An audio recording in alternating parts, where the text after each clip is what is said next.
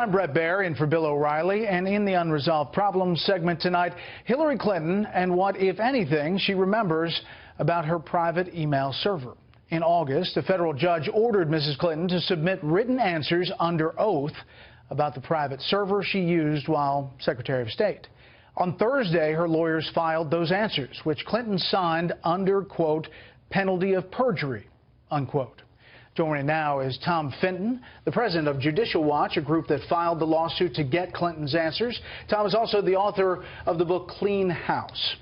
So, Tom, what's the headline? Well, her remarkable lapses of memory. We only gave her 25 questions that were relatively simple and straightforward. And I think 20 times she said, I don't recall. I do not recall why why the email system was set up to begin with. I don't recall if I ordered the destruction of records. I don't recall if I had any discussions about people asking for Clinton emails under the Freedom of Information Act. I don't recall if there were warnings about security. In fact, at one point, she didn't even want to answer any questions about whether she was warned specifically about her BlackBerry use, because it was not secure, and we now know she was warned and she understood the warning, yet she continued to use the BlackBerry anyway.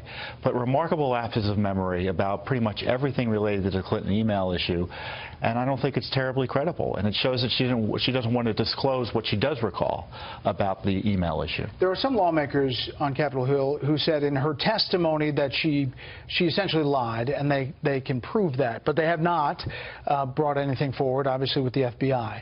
Is there anything in these documents, besides the I don't recall, that suggests she didn't tell the truth in these answers?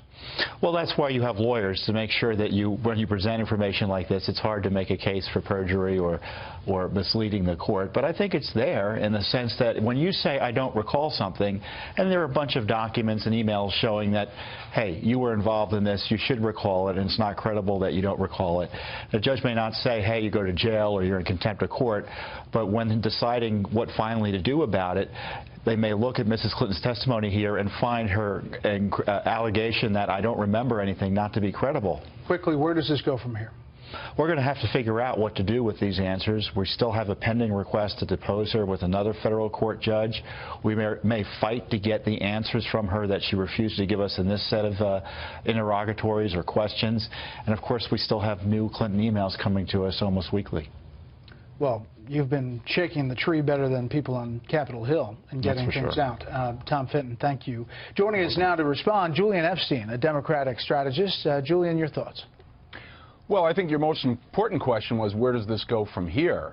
The Judicial Watch organization has been pursuing the Clinton for 25 years, and they've pretty much turned up nothing during the course of that 25 years. James Comey, who was the Republican head of the FBI, said there is essentially no legal case whatsoever here in terms of at least a criminal case. And if any law students are watching, I mean, they should look at these interrogatories. These are probably the most inartful interrogatories that I've ever seen, ever been written. And they ask things like, do you remember conversations that were occurring 3 levels down from you, Secretary Clinton, about possible conflicts with the federal record-keeping laws or possible dangers, endangerment in terms of cybersecurity and hacking?